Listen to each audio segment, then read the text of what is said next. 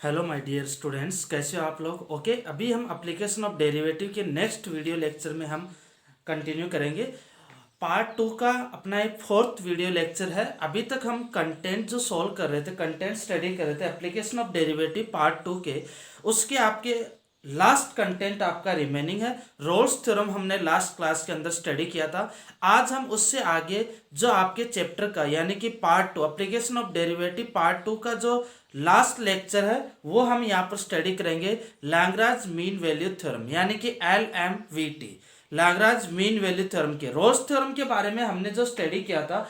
Rolle's theorem क्या कहती है कि अगर कोई भी फंक्शन किसी इंटरवल के अंदर कंटिन्यूस है, डिफरेंशिएबल है and f of A is equal to F of B, यानी कि कोई भी इंटरवल आपको ए कोमा बी गिवन है, उसके क्लोज इंटरवल में कंटिन्यूस फंक्शन है, ओपन इंटरवल में डिफरेंशिएबल फंक्शन है and f of A is equal to F of b है, देन ए और बी के बीच में मिनिमम एक वैल्यू ऐसी होगी जहां पर डेरिवेटिव आपका जीरो होगा। मिनिमम एक वैल्यू, एक से ज्यादा भी हो सकती है। तो पॉइंट्स आपको फाइंड आउट करने होते हैं कि किस पॉइंट पे वो कौन सा पॉइंट रोल्स थ्योरम, ये जो इक्वेशन आपको फंक्शन गिवन होगा आपको चेक करना होगा कि ये फंक्शन आपके रोल्स थ्योरम को वेरीफाई कर रहा है नहीं कर रहा। अगर वेरीफाई कर रहा है तो ए और बी के अंदर कौन सा ऐसा पॉइंट होगा उस गिवन इंटरवल के बीच में, कौन सा ऐसा पॉइंट होगा जहां पर डेरिवेटिव आपका जीरो होगा, या फिर उस पॉइंट पर टेंजेंट लाइन, उस कर्व की टेंजेंट लाइन एक्स एक्सिस के पैरेलल होगी। तो वो पॉइंट्स आपको यहाँ पर फाइंड आउट करना है। रोल्स थ्योरम से रिलेटेड हमने 4 to 5 क्वेश्चंस लास्ट क्लास में सॉल्व किए थे। अभी हम कंटिन्यू करते हैं Lagrange mean value theorem. Okay, अभी हम कंटिन्यू करेंगे Lagrange mean value theorem, LMVT, Lagrange mean value theorem, LMVT। Clear.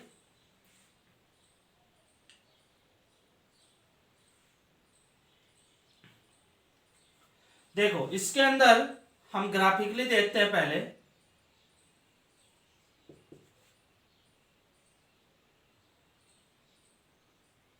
एक कर्व लेंगे, हम ग्राफ बनाते हैं।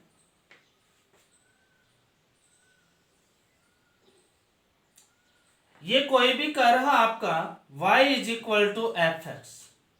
यहां पर इंटरवल आपको गिवन है, एक पॉइंट ये हो जाएगा ए इंटरवल और एक पॉइंट ये हो जाएगा बी इंटरवल। क्लियर। यहां पर अगर हम फंक्शन की बात करेंगे तो ये फंक्शन की वैल्यू क्या आ जाएगी, एफ ऑफ ए, और यहां पर अगर हम फंक्शन की बात करेंगे तो ये फंक्शन की वैल्यू क्या आ जाएगी, एफ ऑफ बी। ओके, तो ये देखो ये एक कोड बना लेते हैं हम, ये एक कोड बना लेते हैं हम। ये क्या हो जाएगी, कोड लाइन हो जाएगी। क्या हो जाएगी, कोड। क्लियर। तो ये आपका एक कोड है ए बी। ए बी हमारे पास क्या आ जाएगा, कोड। ये कर्व के अंदर एक कोड लाइन ड्रॉ कर ली। अगर इस ए पॉइंट की बात करें तो ए पॉइंट क्या हो जाएगा, ए एक्स की वैल्यू क्या ए और वाई की वैल्यू क्या एफ ऑफ ए पॉइंट आ गया। अगर बी के कोऑर्डिनेट की बात करें तो क्या आ जाएगा, B comma F of b. Clear, ये आ गया। अब अगर इसके स्लोप की बात करें, इसकी अगर स्लोप की बात करें, देखो यहां पर दो पॉइंट आ गए। पॉइंट ए आ गया A comma F A, point B आ गया बी कोमा एफ बी। तो इसका अगर स्लोप की बात करें तो slope is equal to M is equal to कितना आ जाएगा, y2 minus y1 F of B minus F of A upon B minus A. क्या आ जाएगा, F of B minus F of A upon B minus ए।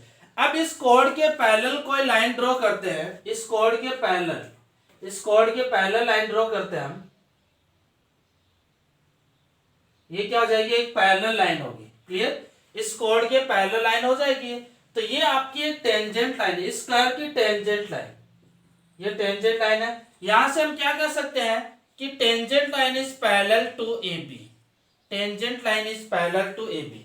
अगर tangent line a b के पैरेलल है, टेंजेंट लाइन ए बी के पैरेलल है, तो टेंजेंट लाइन यानी कि टेंजेंट लाइन का स्लोप, टेंजेंट लाइन का स्लोप, ये पॉइंट क्या हो जाएगा आपका, ये पॉइंट इस सी पॉइंट पर। क्लियर, तो सी पॉइंट पर टेंजेंट लाइन, यहां पर इसका जो स्लोप को रिप्रेजेंट करेंगे तो slope m is equal to क्या आ जाएगा, एफ डेस एक्स, एक्स की जगह क्या पुट कर देंगे c, m is equal to, वैसे कोई भी curve y is equal to f x, f x का डेरिवेटिव करेंगे तो एफ डैश एक्स आएगा। वो एफ डैश एक्स आपका इस कर्व का स्लोप होगा किसी भी पॉइंट पर। तो हमें सी पॉइंट पर फाइंड आउट करना है तो एफ डैश सी, तो M is equal to F dash C. अब ये और ये दोनों पैरेलल है तो इसका स्लोप इक्वल होंगे। क्लियर। तो यहां से हम क्या कह सकते हैं, एम इज इक्वल टू यानी कि F dash C is equal to F dash C, slope of tangent is equal to F dash C is equal to F of B minus F of A upon B minus A. ये आपकी equation हो जाएगी। समझ में आ गया। ध्यान देना, पहले हमने कर्व बनाया, कर्व पे कोई भी पॉइंट ए और बी, एक इंटरवल है ए और बी, ये x बिलोंग्स टू ए और बी, ए बी इंटरवल है, ए बी इंटरवल है। ए पे फंक्शन की value F of A, B पे फंक्शन की value F of B. A coordinate क्या हो जाएगा, A comma F of A, B coordinate क्या हो जाएगा, B comma F of B. अगर इन लाइन को बनाते तो एक कोड बनेगा इस कर्व का। इस कोड का अगर इस ए बी का अगर स्लोप फाइंड आउट करें तो y2, दो पॉइंट गिवन है ए और बी, तो y2 minus y1 upon x2 minus x1। अब यहाँ पर कोई एक टेंजेंट लाइन ड्रॉ करते हैं, वो ऐसी टेंजेंट लाइन होगी कि वो टेंजेंट लाइन ए बी के पैरेलल होगी। वो कैसी टेंजेंट लाइन होगी, ए बी के पैरेलल होगी। तो इस सी पॉइंट पर, तो यहाँ पर इस सी पॉइंट के रिस्पेक्ट में इस टेंजेंट लाइन का जो स्लोप होगा वो क्या हो जाएगा, एफ डैश सी होगा, क्योंकि एफ एक्स का डेरिवेटिव एफ डैश एक्स, और कोई भी पॉइंट पुट करेंगे तो क्या हो जाएगा, एफ डैश सी, सी पर स्लोप, तो पूरी लाइन पर स्लोप क्या रहेगा, सेम ही रहेगा, एफ डैश सी। अब ये टेंजेंट लाइन इसके पैरेलल है तो इसका स्लोप इसके इक्वल होगा, यानी कि इसका स्लोप एफ डैश सी, इसका slope F B minus F A upon B minus A. तो F dash C is equal to क्या हो जाएगा, F B minus F A upon B minus A. Clear. तो यहां पर ये लाग्रांज मीन वैल्यू थ्योरम आपकी अप्लाई होती है। क्लियर। तो कहने का मतलब अगर कर्व के दो पॉइंट गिवन है ए और बी, दो पॉइंट इंटरवल गिवन है ए और बी, तो उस इंटरवल के रिस्पेक्ट में एक कोड ड्रॉ करते हैं, उसका स्लोप फाइंड आउट करते हैं, तो उसके पैरेलल एक टेंजेंट लाइन ड्रॉ करते हैं, तो एक पॉइंट जरूर ऐसा होगा, अगर ये ए बी इंटरवल के रिस्पेक्ट में ऐसा कोड ड्रॉ करते हैं तो एक टेंजेंट लाइन उस कोड के पैरेलल ऐसी जरूर होगी जहां पर आपका एक पॉइंट सी होगा जिस पॉइंट पर टेंजेंट लाइन इस कोड ए बी के पैरेलल होगी। क्लियर। इस इंटरवल के अंदर एक पॉइंट ऐसा जरूर होगा जिस पॉइंट के से पास होने वाले टेंजेंट लाइन इस कोड ए बी के पैरेलल होगी। क्लियर। तो ये लाग्रांज मीन वैल्यू थ्योरम होती है। अब देखो, अगर हम इस कर्व को थोड़ा सा ऐसा घुमा देते हैं, देखो ध्यान देना बेटा, अगर इस कर्व को मैंने थोड़ा सा ऐसे घुमा दिया, ऐसे घुमा दिया, तो देखो क्या बनता है, इस कर्व को ऐसे घुमाने पर ऐसा बन गया। क्लियर। तो यहां पर ऐसे बनते ही देखो ये पॉइंट क्या हो जाएगा ए, ये पॉइंट क्या हो जाएगा बी। तो आपको दिख रहा है, क्या दिख रहा है, F of A is equal to F of B, F of A is equal to F of B, then F dash C is equal to F of B minus F of A, दोनों equal है तो क्या हो जाएगा, zero upon B minus A is equal to zero, यानी कि F dash C is equal to zero. अच्छा, F dash C is equal to zero बनते ही वो क्या हो जाएगा, रोल्स थ्योरम, यानी कि एक पॉइंट सी ऐसा होगा जहां पर टेंजेंट लाइन एक्स एक्सिस के पैरेलल होगी, तो F dash C is equal to zero. Clear है। मैंने लाग्रांज मीन वैल्यू थ्योरम ये अप्लाई किया। क्लियर। एक कोड बनाया, इसका slope equal F dash C is equal to, ये ध्यान में रखना relation, Lagrange mean value theorem में F dash C is equal to F of B minus F of A upon B minus A. लेकिन अगर मैंने इसको घुमा दिया, इसको ऐसे घुमाते ही F of A is equal to F of B हो जाएगा, बी होते ही जीरो हो जाएगा, तो F dash C is equal to zero. तो कौन सी थ्योरम अप्लाई हो जाएगी, रोल्स थ्योरम। क्लियर। कौन सी थ्योरम अप्लाई हो जाएगी, रोल्स थ्योरम। ओके। तो एलएमबीटी के अंदर अगर कर्व को घुमा के F of A is equal to F of B आ गया तो वहां पर आपकी रोल्स थ्योरम आपकी अप्लाई हो जाएगी। क्लियर। ओके, लिख लो इनको।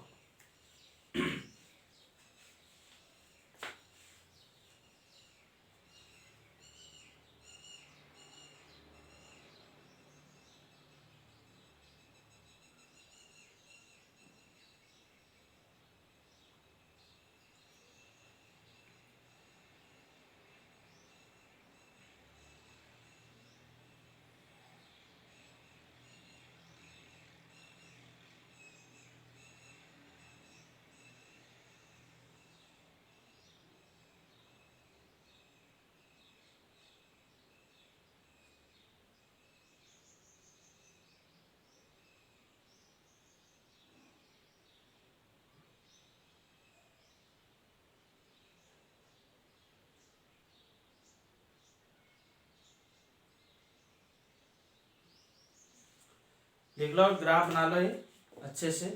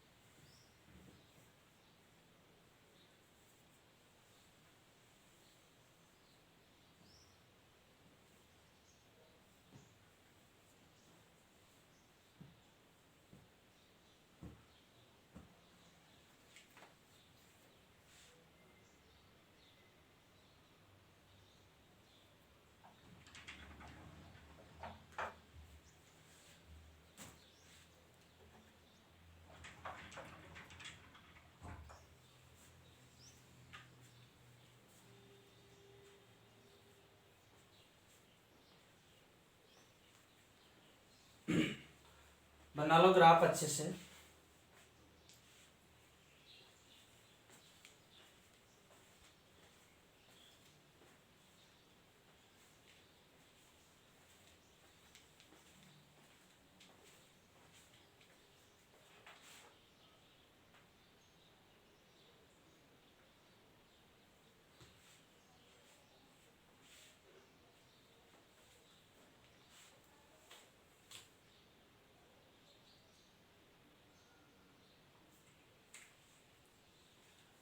ओके, बना लिया।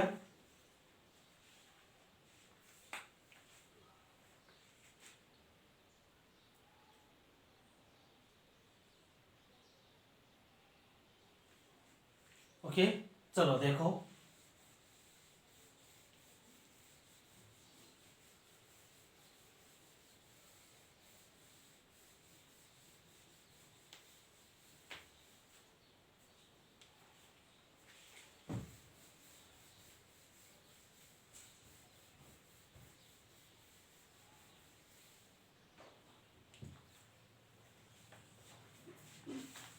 चलो next question, question number 1, LMVT पे क्वेश्चन करते हैं। If fx is equal to x square, fx is equal to x square where x belongs to a, b, fx is x square where x belongs to close interval a to b,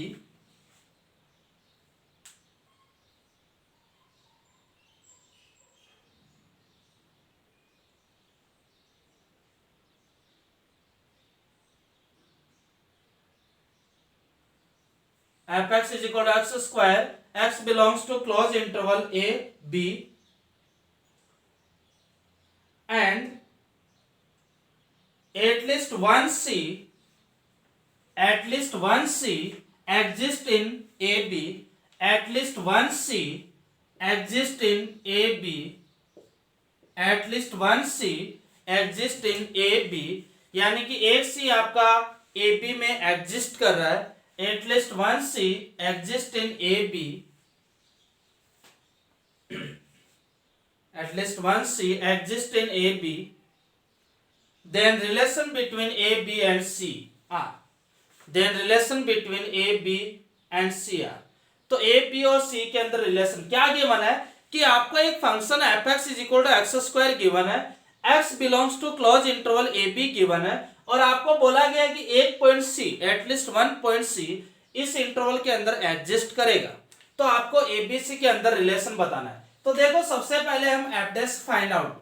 देखो जैसे ही इस interval के बीच में कोई point की बात करें तो आपकी रोल्स थ्योरम और लाग्रांज थ्योरम अप्लाई होनी चाहिए। यहाँ पर आपको f of A is equal to f of B नहीं गिवन, क्योंकि A square is equal to, ये ए और बी डिफरेंट डिफरेंट वैल्यू होगी, तो इसका स्क्वायर और बी का स्क्वायर इक्वल नहीं होगा, वो इक्वल तब हो सकते हैं -1 और वो आपको गिवन नहीं है।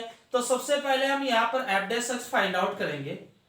एफ डैश एक्स कितना आ जाएगा 2x, यहाँ पर एफ डैश सी कोई पॉइंट सी, तो कितना आ जाएगा 2c। ओके, अगर हम लाग्रांज थ्योरम LMVT अप्लाई करते हैं, LMVT अप्लाई करते हैं, तो क्या होता है, F dash C is equal to F of B minus F of A upon B minus A. F dash C कितना आ जाएगा 2c, एफ ऑफ बी कितना आ जाएगा B square minus A square upon B minus A. Again solve करेंगे तो B square minus A square क्या लिखेंगे, B minus A into B plus A, simplify करते जाओ जैसा आपको आता, B minus A, B minus A से B minus A cancel out, 2c is equal to क्या आ जाएगा a प्लस बी। क्लियर। तो अगर c आपको क्या बोला है कि c a और b में लाई करता है, c क्या कर रहा है, a और b में लाई कर रहा है, तो ऐसे नंबर होंगे a c b। Clear, c क्या कर रहा है, a और b में लाई कर रहा है, तो a plus B is equal to 2c, किस रिलेशन को वेरीफाई कर रहा है, ap, अरिथमेटिक प्रोग्रेशन को वेरीफाई कर रहा है। क्लियर, तो ये एबीसी नंबर जो है वो किस में होंगे, एपी में होंगे। एबीसी नंबर आपके किस में होंगे, एपी नंबर को रिप्रेजेंट, क्योंकि C belongs to AB, AB C नहीं है, सी ए और बी के बीच में है, तो ए सी बी नंबर बनेंगे। आपके पास इसको सिंप्लीफाई किया एलएमवीटी को, क्या आ गया 2c is equal to A plus B, यानी कि A B and C, A C and B तीनों नंबर्स आपकी एपी में है। ओके, लिख लो आप इसको।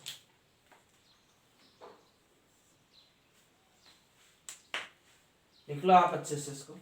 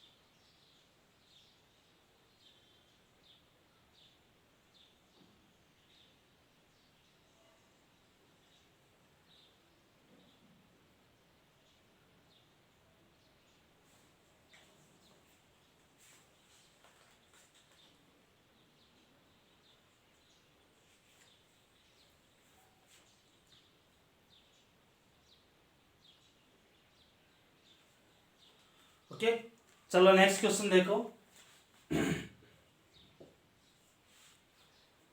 Find C of LMVT, find C of LMVT, find C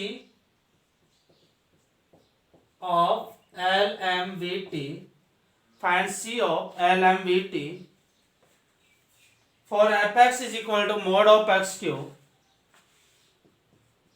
fx is equal to mod of x cube, x belongs to 2 to 5। क्या है कि आपको c की वैल्यू फाइंड आउट करनी है, Lagrange mean value theorem apply करनी है, fx आपको गिवन है mod of x cube, x interval आपको गिवन है 2 to 5। क्लियर, तो आपकी c की वैल्यू 2 और 5 के बीच में होगी, ऐसा इस क्वेश्चन के अकॉर्डिंग होगा आपका। क्लियर, सिंप्लीफाई करो, इसको करो, सॉल्व करो।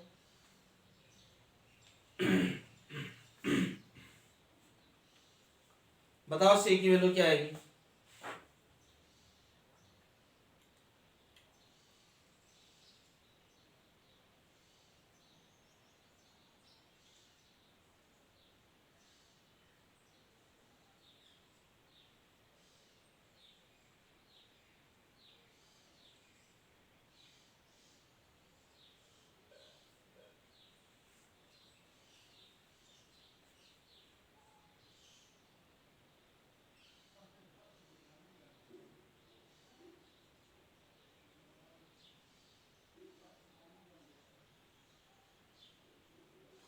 करो सॉल्व करो। सबसे पहले ध्यान में रखना कि मोड ऑफ एक्स क्यूब है तो मॉडुलस आपको ब्रेक करना होगा। अब देखो क्वेश्चन आपके पास मोड ऑफ एक्स गिवन है तो मॉडुलस को आपको ब्रेक करना होगा। तो मॉडुलस को ब्रेक करने के लिए हम इंटरवल देखेंगे, क्योंकि मोड एक्स क्या होता है, मोड एक्स आप सॉल्व करते हो तो क्या लिखेंगे, minus X when X less than zero, X when X is greater than equal to zero. Clear. तो एक्स की वैल्यू अगर नेगेटिव हो तो मोड एक्स की जगह माइनस एक्स लेंगे, एक्स की वैल्यू अगर greater than equal to zero तो मोड एक्स की जगह एक्स लेंगे। तो यहां पर एक्स की वैल्यू क्या है, 2 से 5। 2 से 5 किसको रिप्रेजेंट करती है, एक्स ग्रेटर देन जीरो को। तो एक्स ग्रेटर देन जीरो में मोड एक्स क्या हो जाएगा, एक्स। तो यहां पर F X is equal to क्या बन जाएगा, एक्स क्यूब।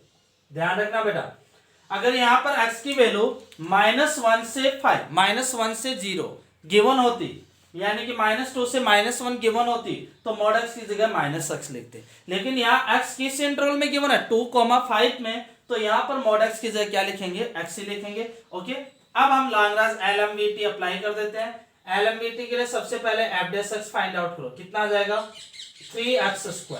यहां से F dash C is equal कितना आ जाएगा 3c²। 3c² आ गया। क्या एलएमवीटी अप्लाई करेंगे, एलएमवीटी क्या कहता है, 3c² is equal to F of B F of 5 minus F of 2 upon 5 minus 2। अच्छा, एफ ऑफ 5 की पावर 3, 5 की पावर 3 कितना होगा, 5 into 5 into 5 125 minus F of 2 कितना आ जाएगा 8 upon 3। Then c² is equal to 125 minus 8, 125 minus 8 कितना आ जाएगा, 125 माइनस 8 देखो बेटा 117, 117 3 इंटू 3 कितना आ जाएगा 117 अपॉन 9, 117 ही होगा। क्लियर। तो c इज इक्वल टू क्या लिखेंगे, प्लस माइनस 117 का अंडर रूट अपॉन 9। क्लियर। अब यहां देखो c की दो वैल्यू आ गई, क्या आ गई, plus minus root of 117 upon 9, plus minus root of 117 upon 9। लेकिन देखो यहां पर देखो रूट की वैल्यू क्या आ जाएगी, रूट ऑफ 117 की वैल्यू 10 पॉइंट समथिंग आएगी, 10.8 या 9 की अप्रोक्स वैल्यू देखनी है, और 9 से डिवाइड करेंगे तो 1 पॉइंट समथिंग वैल्यू आएगी। Sorry,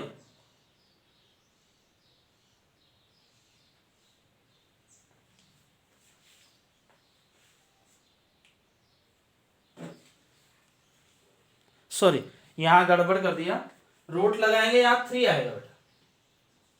clear.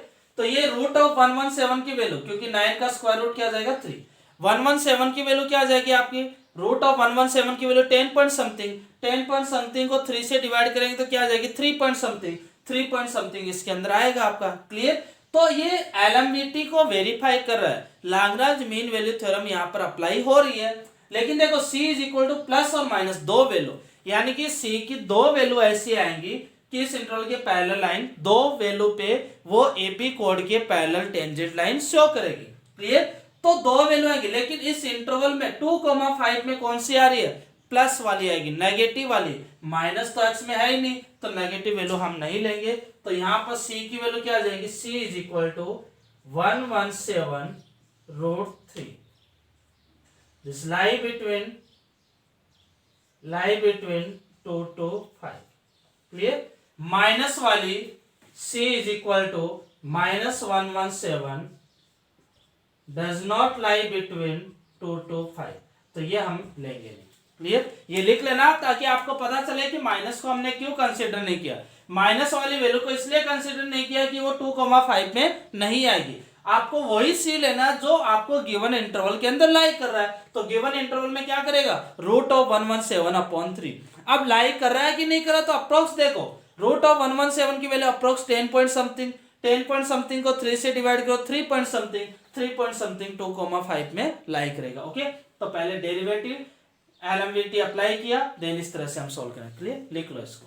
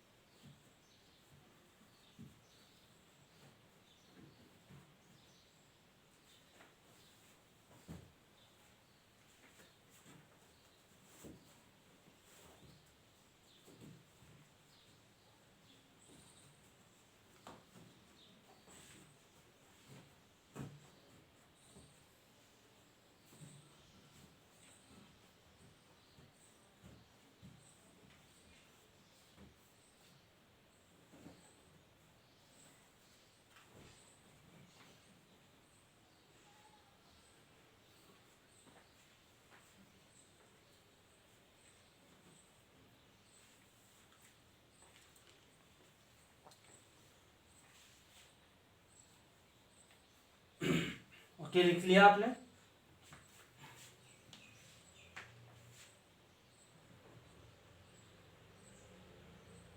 चलो नेक्स्ट क्वेश्चन पे चलते हैं।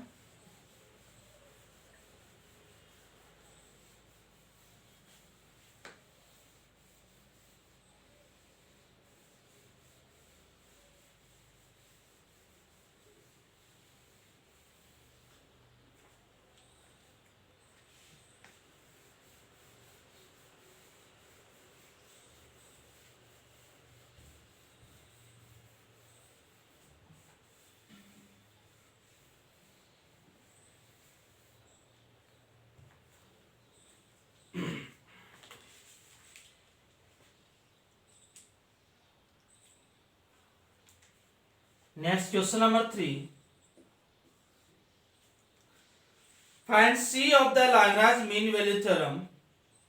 Find C of the Lagrange mean value theorem. Find C of the Lagrange mean value theorem for the function f(x) is equal to, for the function f(x) is equal to 3x square, for the function f(x) is equal to 3x square plus 5x plus 7 in the interval 1 comma 3, in the interval 1 comma 3, 1 to 3 into क्या given है, find C of the Lagrange mean value theorem, find C of the Lagrange mean value theorem for the function f(x) is equal to 3x square plus 5x plus 7 in the interval 1 comma 3।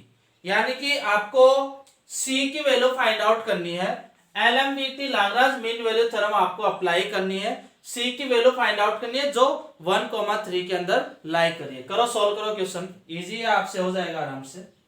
करो simplify बेटा।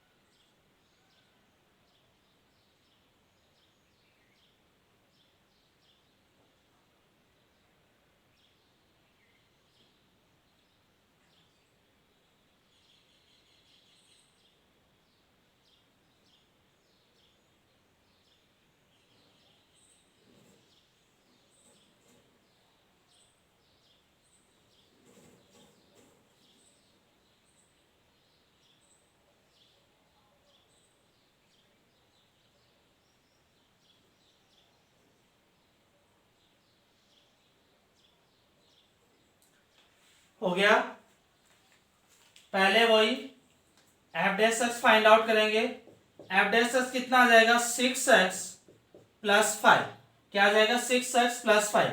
कोई point C है तो F dash C is equal to कितना आ जाएगा 6C plus 5।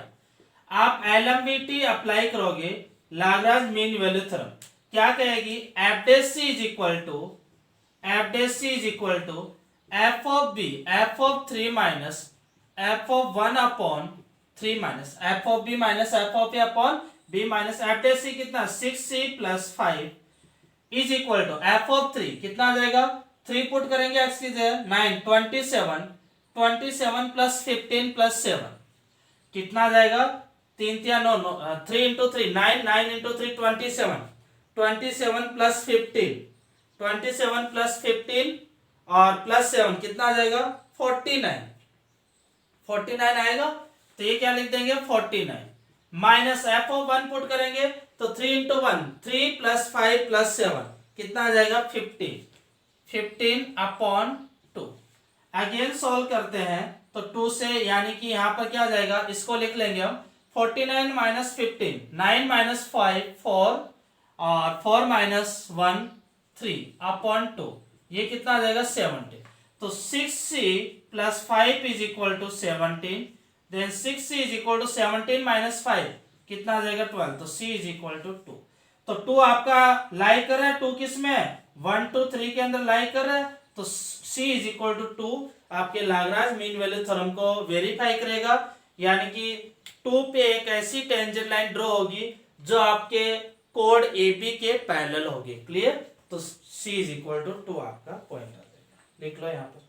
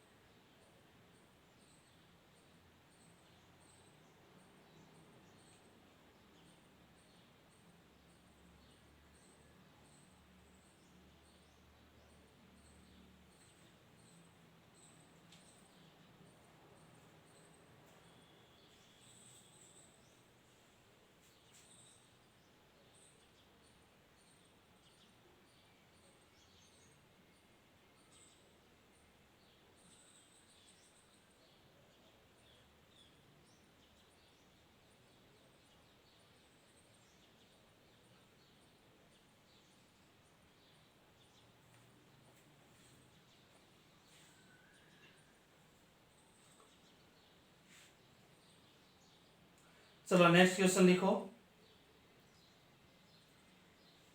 If apex is continuous and differentiable over -2 to 5, if apex is continuous and differentiable over -2 to 5, continuous and differentiable over -2 to 5, if apex is continuous and differentiable over -2 to 5 and f dash x belongs to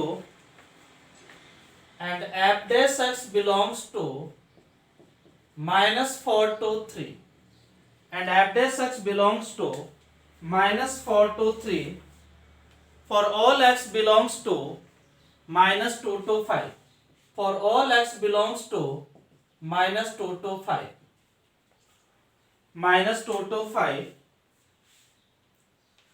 then the greatest possible value of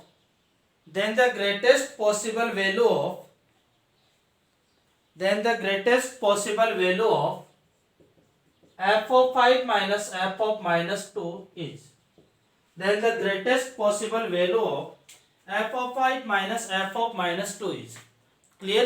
क्या given है?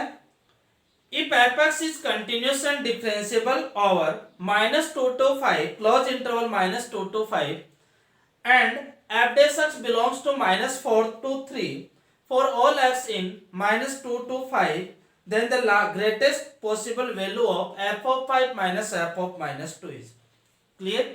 तो आपको एक interval given है -2 to 5, f dash x आपको given है -4 to 3, okay. f of 5 minus f of -2 की value आपको फाइंड आउट करनी है। क्लियर, करो सॉल्व करो, देखो आ जाएगी आराम से। यहां पर देखो दो की value f of b, f of 5 minus f of b minus f of -2 मतलब f of b minus f of a की वैल्यू आपको फाइंड आउट करनी है। तो definitely f of b minus f of a की value अगर आपको find out करनी हो तो डेफिनेटली आपको क्या लगाना पड़ेगा? LMVT आपको अप्लाई करना पड़ेगा। क्लियर, करो LMVT अप्लाई करो।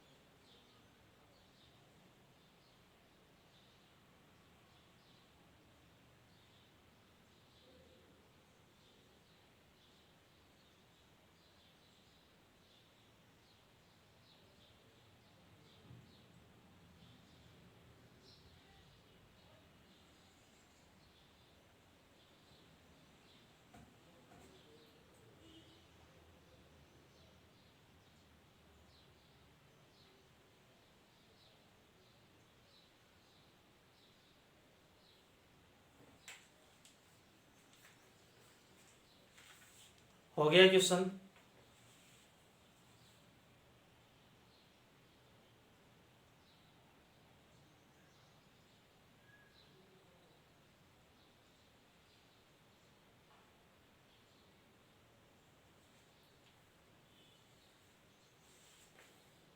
डन। देखो अगर यहाँ पर डायरेक्टली हम एलएमवीटी अप्लाई करते हैं तो आप जैसे एलएमवीटी अप्लाई करोगे, लाग्रांज मीन वैल्यू थ्योरम क्या हो जाएगी, एफ डैश एक्स यानी कि एफ डैश सी या एफ डैश एक्स एक ही बात है, F dash X is equal to F of B minus F of A upon B minus A. Again solve करेंगे तो F dash X is equal to F of B यानी कि F of 5 minus F of A यानी कि F of -2 upon 5 minus of -2, 5 minus of -2। अब देखो F dash x ये क्या हो जाएगा, एफ ऑफ बी ये वैल्यू क्या हो जाएगी, यानी कि 5 + 2 7 हो जाएगी। तो एफ डैश एक्स क्या आ गया, F of 5 minus F of -2 upon 7। आप ध्यान देना कि ये जो एफ डैश एक्स है ये एफ डैश एक्स कहां से कहां तक है, -4 to 3। आपको गिवन है कि F dash x belongs -4 to 3। तो एफ डैश एक्स की वैल्यू क्या आ गई, ये पुट कर दो यहां पर, तो क्या आ जाएगा -4 to F of 5 minus F of -2 upon 7 to 3। 7 से क्रॉस मल्टीप्लाई कर दो, कितना हो जाएगा -28 F of 5 minus F of -2 कितना आ जाएगा 21। क्लियर, 7 से क्रॉस मल्टीप्लाई कर दिया तो F of 5 minus F of -2 की जो ग्रेटेस्ट वैल्यू है, ग्रेटेस्ट वैल्यू क्या आ जाएगी 21। Greatest value of F of 5 minus F of -2 is equal to 21। और अगर आपको पूछे कि लिस्ट वैल्यू क्या होगी, F of minus F of -2 की लिस्ट वैल्यू क्या हो जाएगी -28। आपको ये भी पूछे कि difference between greatest and least value, greatest and least value के बीच में डिफरेंस कितने का है, तो आप क्या बोल दोगे 7 का। डिफरेंस कितने का है 7 का। क्लियर, आपका -28 21।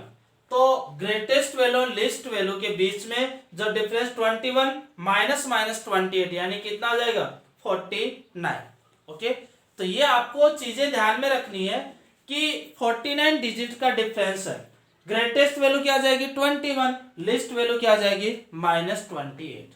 अब आपको ये बोल दे कि sum of least value and greatest value, तो लिस्ट और ग्रेटेस्ट वैल्यू सम कितना आ जाएगा -28 + 21 कितना आ जाएगा -7। सारे पॉसिबल रिजल्ट लिख लेना। क्वेश्चन एलएमवीटी अप्लाई किया है, आपको बोला एफ डैश एक्स गिवन है -4 to 3, तो -4 to 3 एफ डैश एक्स आपने फाइंड आउट कर लिया, ये यहां पर पुट कर लिया, तो क्रॉस मल्टीप्लाई किया तो F of 5 minus F of -2, greatest value is 21, least value is -28, sum of least and greatest value is -7। Okay, लिख लो आप सभी।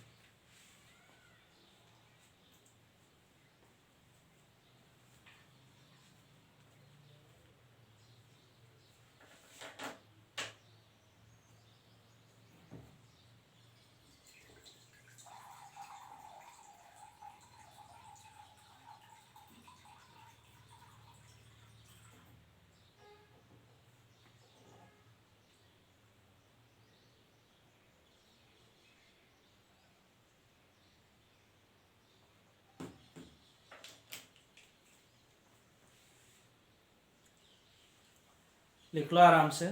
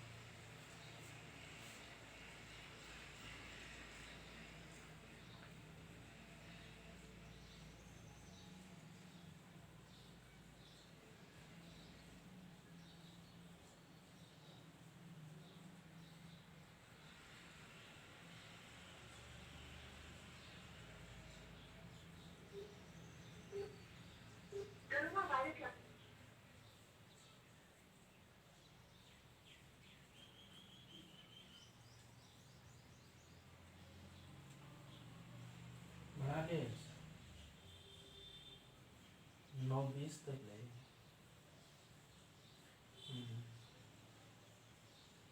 राज्य से बना लिए, राज्य बना लिया।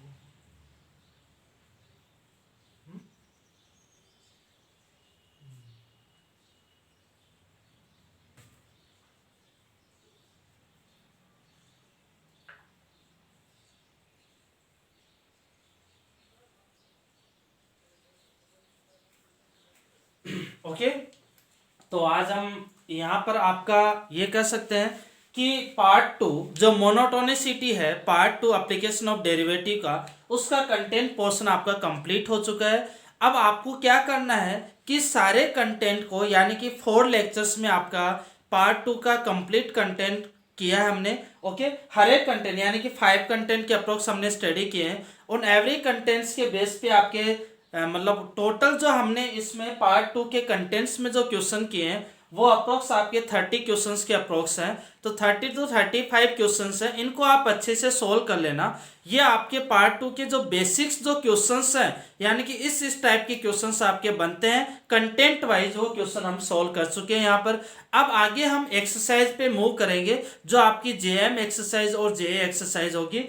नेक्स्ट वीडियो लेक्चर में हम जेएम एक्सरसाइज पे मूव करेंगे। ओके, तो ये आप अच्छे से स्टडी कर लेना। सारे के सारे कंटेंट को कॉन्सेप्चुअल रिवाइज करने के बाद, खुद से सारे के सारे क्वेश्चन सोल्व करने के बाद आप जेएम एक्सरसाइज के अंदर इंटर करोगे तो आपसे क्वेश्चन खुद से होने लगेंगे। क्लियर? क्योंकि आपको कॉन्सेप्ट सब पता है कि कहां पर क्या आपको अप्लाई करना है। यानी कि आपको पता ही है इस चैप्टर के अंदर कि हमने जो जो स्टडी किया है, इस चैप्टर के अंदर हमने क्या क्या स्टडी किया है वो आपको पता है। क्लियर? कि सबसे पहला कंटेंट हमने क्या, मैं एक बार ओवरव्यू रिवाइज करवा देता हूं कि फर्स्ट कंटेंट हमने जो स्टडी किया, फर्स्ट कंटेंट में हमने क्या पढ़ा कि इंक्रीजिंग और डिक्रीजिंग फंक्शन के बारे में स्टडी करना था हमें। तो हम जब भी आपको इंक्रीजिंग मैन जो समरी है चैप्टर की जो समराइज कर रहे हैं हम, उसमें आपको इंक्रीजिंग और डिक्रीजिंग के लिए आपको एक चीज ध्यान में रखनी है कि आपको F dash X find out करना है। क्लियर? उस इंटरवल के अंदर एफ डैश एक्स अगर लेस देन 0 आ रहा हो तो फंक्शन आपका उस इंटरवल में मोनोटोनिकली इंक्रीज करेगा, स्ट्रिक्टली इंक्रीज करेगा या फिर कंटिन्यूस इंक्रीज करेगा। अगर F dash x less then 0 आ गया तो आपका कंटिन्यूस डिक्रीज करेगा। अगर उस पर्टिकुलर इंटरवल के अंदर फंक्शन आपका इंक्रीज कर रहा है तो उस इंटरवल की जो इनिशियल वैल्यू पे फंक्शन आपका क्या देगा, मिनिमम वैल्यू, और फाइनल पे फंक्शन आपका देगा मैक्सिमम वैल्यू। रिवर्स में होगा तो आपका उल्टा हो जाएगा। क्लियर? ये greatest and least value find out करते हैं। दूसरा हमने रोल्स थ्योरम के बारे में स्टडी किया था। तो रोल्स थ्योरम आपको पता ही है कि अगर कोई भी फंक्शन किसी पर्टिकुलर इंटरवल के अंदर कंटिन्यूस एंड डिफरेंशिएबल है तो एक पॉइंट ऐसा जरूर होगा उस इंटरवल में जहां पर उस कर्व जहां पर डेरिवेटिव आपका 0 हो जाए, उस पॉइंट पर डेरिवेटिव 0 होगा, या फिर उस पॉइंट पर उस कर्व के रिस्पेक्ट में टेंजेंट लाइन एक्स एक्सिस के पैरेलल होगी। क्लियर? तो पॉइंट्स आपको फाइंड आउट करने होते हैं। नेक्स्ट हमने स्टडी किया था Lagrange mean value theorem.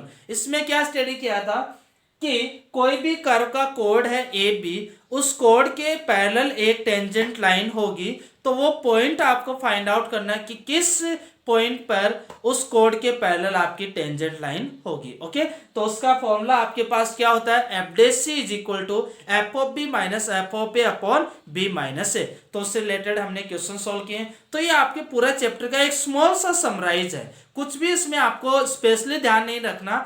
Derivative करना है, लेस देन ग्रेटर देन देखना है, रोल्स थ्योरम अप्लाई करनी है, F dash C is equal to 0 करना है, Lagrange mean value theorem apply करनी है, F dash C is equal to F of B minus F of A upon B minus A. बस Rolle's और Lagrange में आपको यही ध्यान में रखना है कि ये फंक्शन ऑलवेज आपका कंटिन्यूस भी होना चाहिए, डिफरेंशिएबल भी होना चाहिए, और रोल्स के लिए क्या होना चाहिए, F of B is equal to F of A होना चाहिए। क्लियर? लाग्रांज में अगर F of B is equal to F of A हो गया तो वो रोल्स में आपका कन्वर्ट हो जाएगा। क्लियर?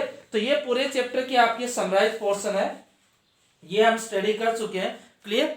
तो यहाँ पर पूरे चैप्टर की यही समराइज आपको हमेशा ध्यान में रखनी है, इसी को आपको ऑलवेज फॉलो करना है, इसके अलावा आपको एक्स्ट्रा कोई भी ध्यान में नहीं रखना। ओके, यहीं पर हम फिनिश करते हैं इस वीडियो लेक्चर को। आगे हम इसको आपको पूरे पोर्शन को, देखो बेटा 4 लेक्चर्स को आपको अच्छे से रिवाइज करना है, देन आगे हमें जेएम एक्सरसाइज में मूव करेंगे, वो आपको स्टडी करनी है। ओके, आज हम इस वीडियो लेक्चर को यहीं पर फिनिश करते हैं। नेक्स्ट हम जेएम एक्सरसाइज को स्टार्ट करेंगे। Okay, thank you so much everyone, thank you so much.